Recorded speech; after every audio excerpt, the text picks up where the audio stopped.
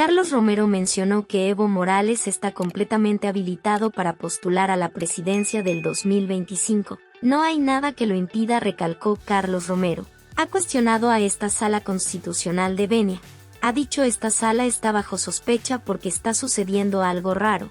Han salido muchas sentencias y todas fue la gran mayoría a favor de todo un grupo y en contra del MAS y PSP. Amigos, no olviden darle like y suscribirse al canal. Una proyección, ¿no?, de los desafíos para la presente gestión.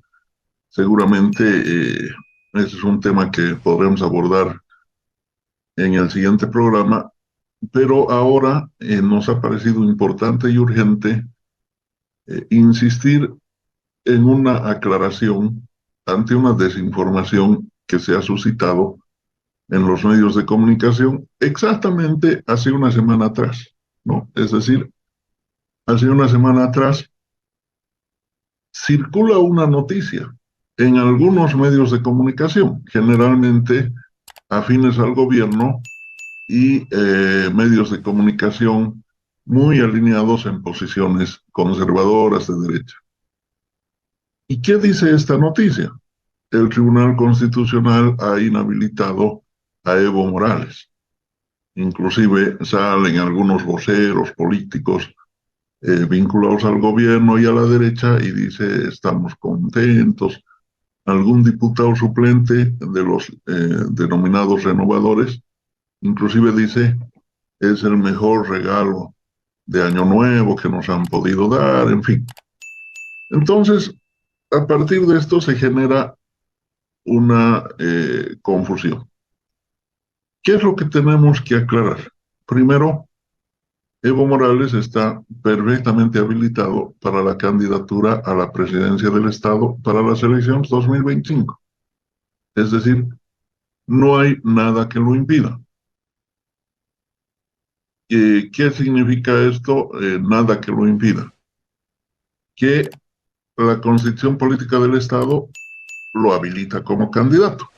¿No es cierto? Porque la Constitución Política del Estado, en el artículo 168, establece de manera expresa que el, el presidente del país puede repostularse de manera continua por una sola vez y, lógicamente, no hay ningún impedimento ni restricción a una nueva postulación que sea discontinua, ¿no?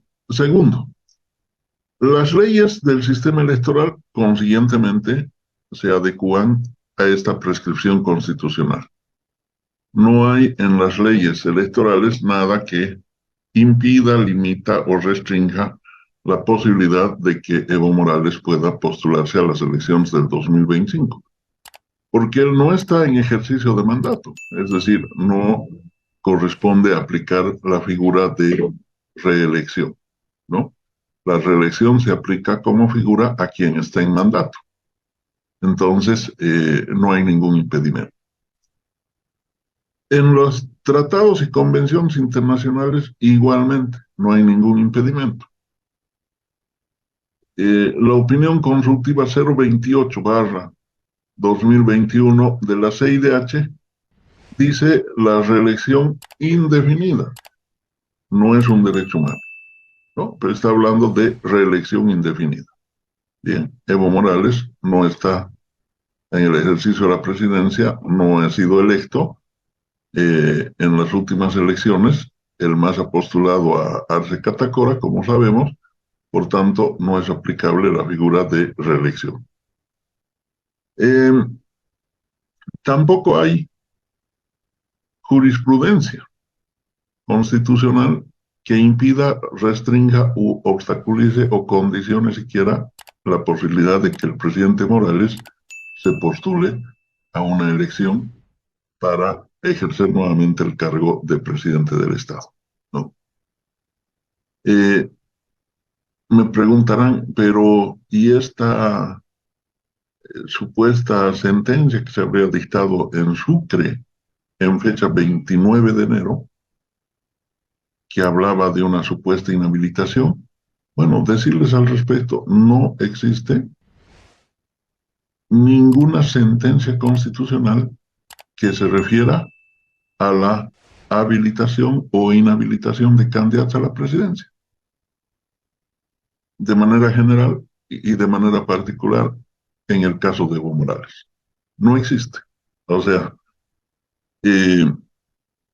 hay una sentencia, evidentemente, que ha sido dictada hace 8 días atrás, en horas de la noche, el 29 de septiembre, en horas de la noche, en la que la Sala 4, integrada por los magistrados Iván Espada y Gonzalo Hurtado, ha dictado una sentencia constitucional confirmatoria en grado de revisión de un recurso de amparo interpuesto por un ciudadano del Beni ante la Sala Constitucional Primera del Departamento del Beni, mediante la cual el ciudadano impugna el reglamento de elecciones judiciales, bajo el argumento de que en el reglamento de elecciones judiciales que se ha aprobado en la Asamblea Legislativa Plurinacional, se habría incorporado una cláusula en la que se establece que si alguien es funcionario público y emite opinión política y se postula como candidato a las elecciones judiciales, quedaría inhabilitado, ¿no? Porque los candidatos a las elecciones judiciales no pueden tener ninguna preferencia política, no pueden estar alineados a alguna organización política. El ciudadano veniano presenta un recurso de amparo y dice: esta cláusula del reglamento de elecciones judiciales está vulnerando el derecho de libre expresión, el derecho de libre opinión, que está recogido en la Constitución Política del Estado. La Sala Primera del Beni acepta la solicitud, le concede, como se dice en derecho, la tutela jurídica, y dice evidentemente el derecho de libre opinión está siendo vulnerado, está siendo lesionado en el reglamento de elecciones judiciales. Eso sucedió en el mes de abril del año 2023, del año pasado, Alex, en el mes de abril. Bien, ese amparo que ha sido concedido en el Beni, como todas las resoluciones de las salas constitucionales, tiene que subir obligatoriamente a Sucre para revisión del Tribunal Constitucional. El Tribunal Constitucional sortea las causas y casualmente, eso de sortea yo lo pongo entre comillas, porque en realidad ni siquiera sortea, ¿no? Manipulan el sistema informático, qué sé yo. Y casualmente recae en la Sala 4, integrada por los magistrados Espada y Hurtado. Uno que fue postulado en la jurisdicción del departamento de Pando y el otro que fue postulado en la jurisdicción del departamento del Beni. Casualmente digo, ¿por qué? Porque resulta que el antecedente es que esa Sala 4 ha atendido casi todos los casos de connotación política. No, dizque por sorteo, pero reitero, ese sorteo entre comillas, hay que tomarlo. En esa sala han recaído los procesos contra Manfred Reyes Villa. Y precisamente le han concedido la tutela y han derribado juicios que tenían sentencia ejecutoriada, en los cuales por corrupción se había establecido la responsabilidad del exalcalde de Cochabamba, ahora alcalde también, pero esos juicios eran de sus anteriores gestiones, y esa sala anuló esas sentencias judiciales de manera ilegal.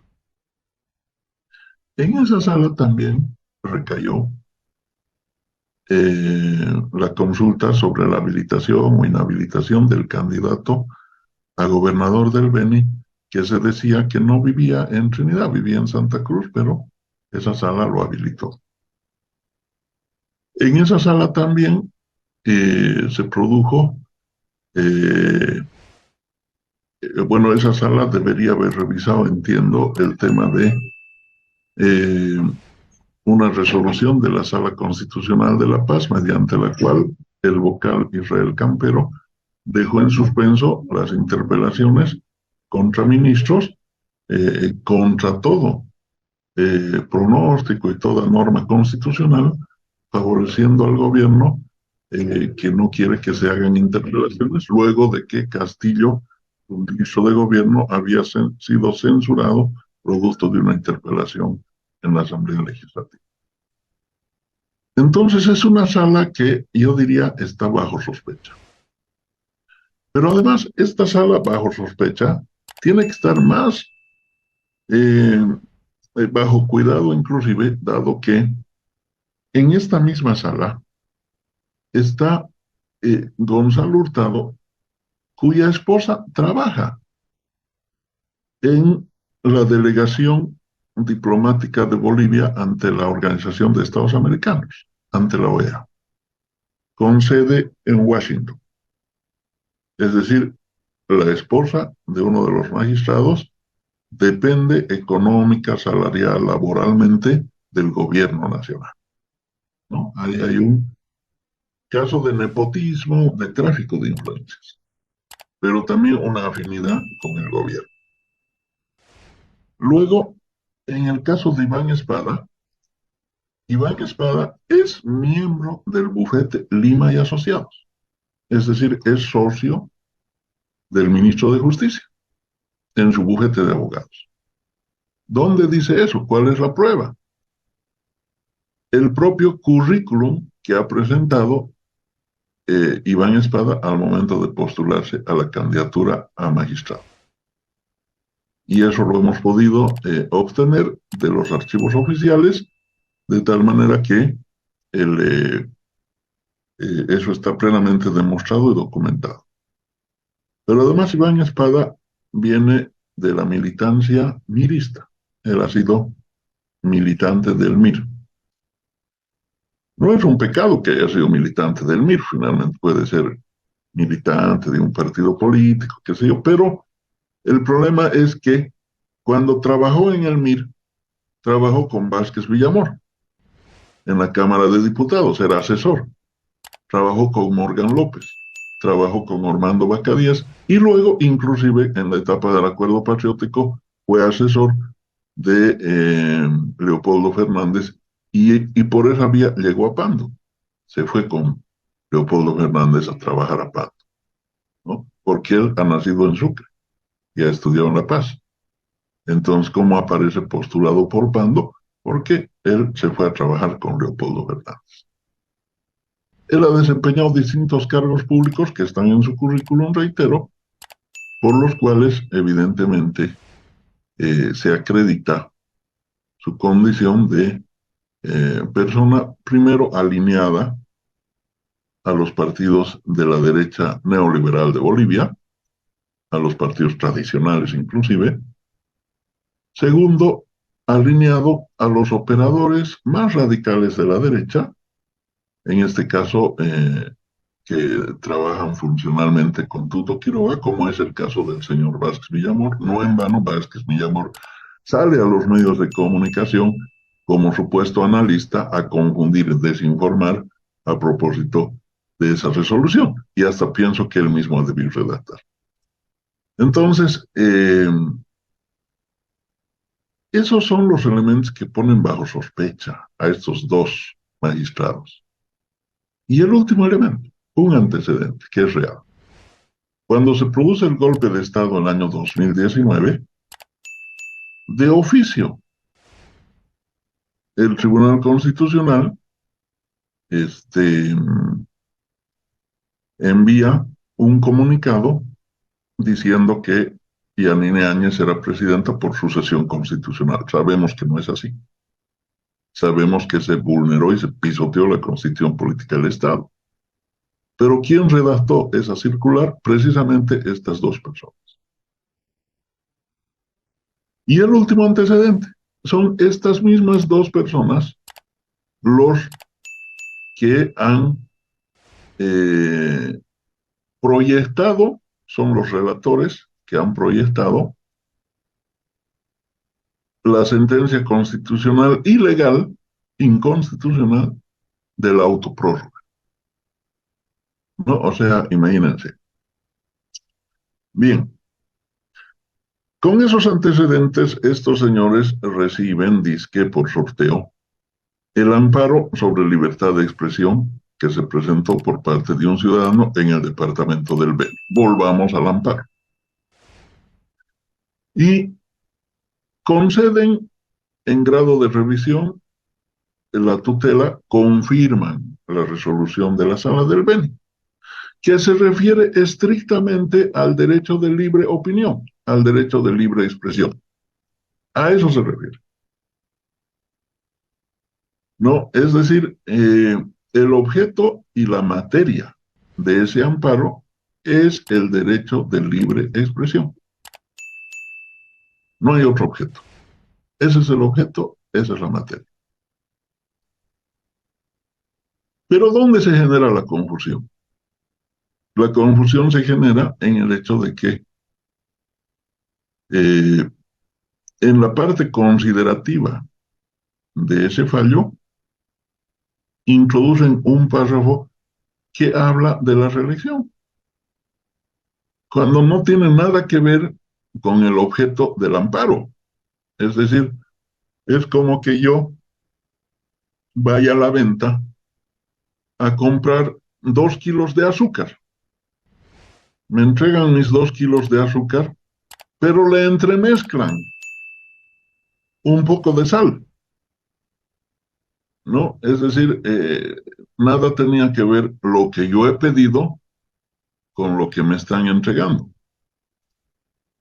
Pero claro, la sal no la mezclan con el azúcar mismo, ¿no? Sino me dan un paquetito de sal para completar los 2 kilos de azúcar por separado en otra bolsita.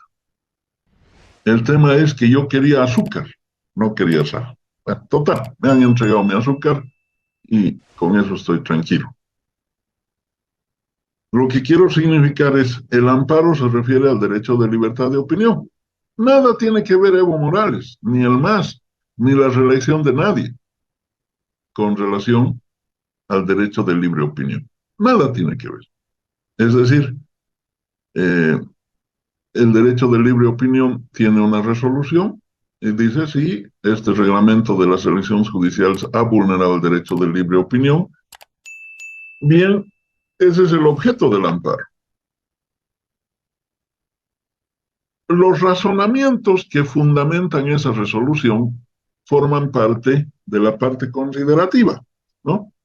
Porque una sentencia siempre tiene dos partes, una parte considerativa y una parte decisoria. Es igual que el voto resolutivo de un sindicato, tiene dos partes en su estructura, ¿no? Una parte considerativa y una parte resolutiva. O una ley municipal, una ordenanza municipal, tiene una parte considerativa y una parte resolutiva. Una ley nacional tiene una parte considerativa que se llama exposición de motivos, ¿no es cierto? Y una parte resolutiva que es la ley misma. Entonces, en la parte considerativa, que solamente son los razonamientos que fundamentan una decisión, en la página 31 de las 82 páginas que tiene esa sentencia, dice, quienes han ejercido la presidencia o vicepresidencia